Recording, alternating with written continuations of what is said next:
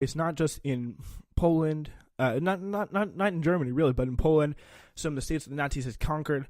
They would round them up and just do awful things to Jewish people through the various stages of the genocide, such as classification. They would classify the Jews as the other, dehumanize them, and then rally the hatred of the American people around, not the American, but the German people around the Jew outside force so much that they wouldn't even care when they noticed that they would just be rounded up and suddenly missing from all their homes.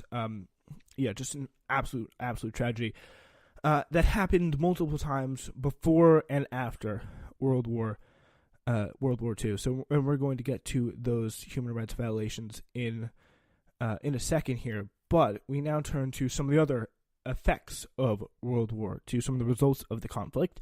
One of them was the formation of the United Nations. A lot more successful than the League of Nations.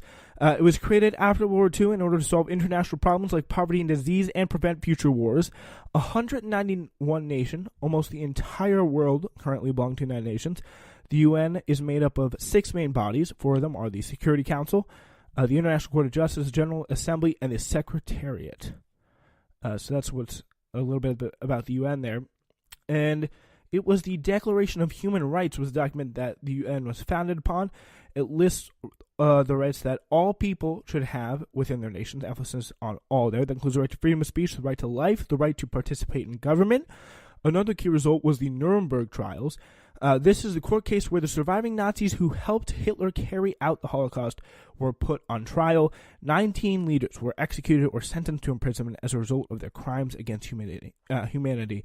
So, yeah, that is obviously a very fitting punishment for these awful people who committed the genocide, attacked those, or rounded up those Jews in such an awful way.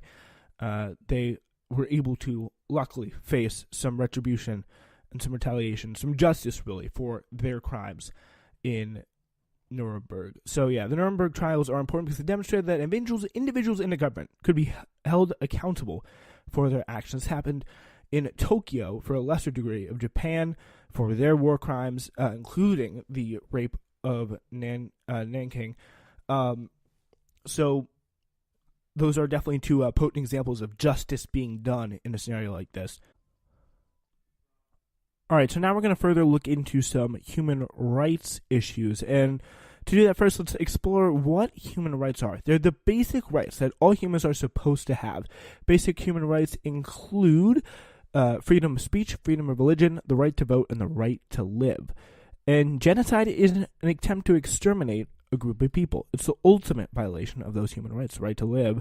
Pretty big example of that. An example of a genocide, and we're going to give you 8 of those, and some of them, pretty much all of them actually, have happened on or after World War II, except for obviously the Holocaust, which happened during World War II. So, except for the Armenian Massacre, that was World War I. So all the other ones are going to be after 1930s, 1940s. So that just gives you a sense of these are still problems that we still have to deal with. Hate is, again, something that unfortunately never really seems to go away. So the Armenian Massacre was the Turks and the Ottoman Empire murdering about 1 million Armenians during World War I. They tried to pretty much force them out of the country. It was an incredibly awful scenario. They just kind of forced labor camps, stuff like that, and just absolutely chilling stuff. The Ukrainian famine was Joseph Stalin taking away food for the people of Ukraine, which resulted in the death of millions of people. That was a punishment for the rebellion of some farmers against the collectivism policy that we discussed earlier.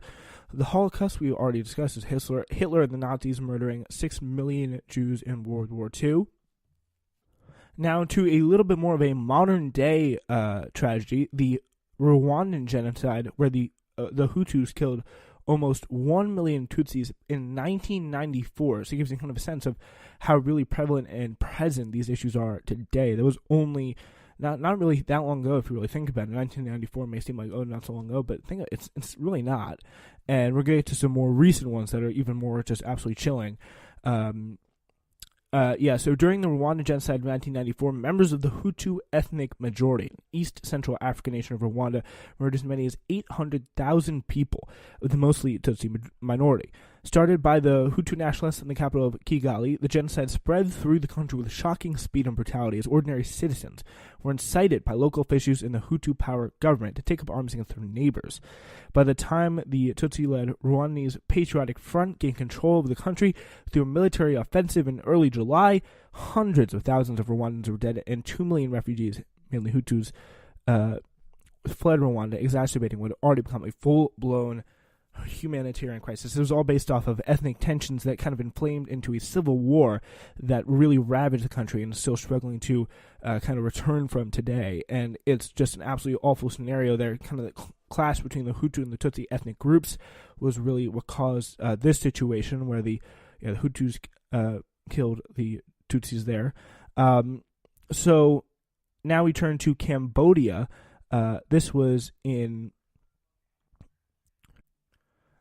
obviously Cambodia, but it was led by a brutal regime called the Khmer Rouge under the Marxist dictator Pol Pot from 1975 to 1979.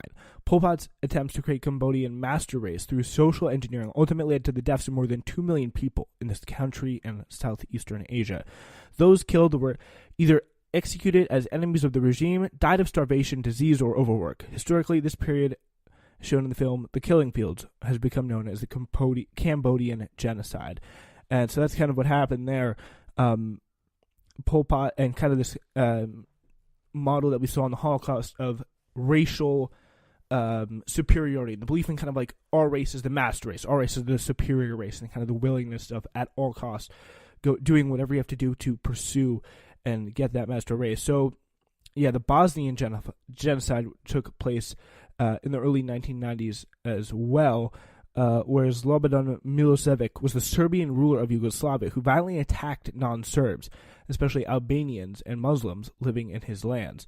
That was again in the context of another civil war similar to Rwanda, where he wanted to kind of establish a Serb state for Serbs. Anyone who wasn't a Serb, whether it be Croats or Muslims or Albanians, they had to go, and they were killed. Civilians were targeted by the thousands, and it was just an absolutely awful situation that took place there in Yugoslavia. And Darfur, there was the violent conflict in the western region of Sudan. The Arab Muslim central government armed militias, called the Janjaweed, did attack the African Christians and animists, was what they were called. And if you want any more detail on this, there will be presentations, obviously, about this in these conflicts, and the smart charts will be a good source for that to get more detail on this if you want to study further. In Rohingya, this is what took place. This is just taking place now as it happens. And luckily, the worst of it is over. But in Myanmar, many Muslims were being driven out forcibly from Myanmar in a kind of a state to take and make kind of a one ethnicity. So what's been going on in Myanmar was the attacks of the Myanmar military, which are Rakhine Buddhist. They're in the Rakhine state in Myanmar, has been violent attacks, burning of villages, attacking of civilians, forcing them to flee to Bangladesh, and killing many people there. And it just kind of forces, again, the creation of, whether it be Muslims, whether it be Jewish people, the kind of pushing out of a state that you or a group of people you don't like. That is, again, ethnic cleansing, genocide, all those awful things. So it's important that we know how to identify it and prevent it in the future. It's happening under leadership even of Aung San Suu Kyi, who's a Nobel Prize winner, which is even more disturbing, a Nobel Peace Prize winner, and Buddhist nationalism, and the Rakhine Buddhist and the Myanmar military and their violence and hatred against the Rohingya Muslims is what's really driving these awful attacks of violence. All right, so that's what you need to know about all that. Some of the things you're going to need to study on this upcoming Unit 7 test. So thank you so much for listening today. Hope you do well. Again, if you get a bad grade, I'm not responsible, but if you do well, yeah, that was all me, everyone. No, I'm kidding. All right, everyone, hope you do very well on your test, and thank you very much for listening.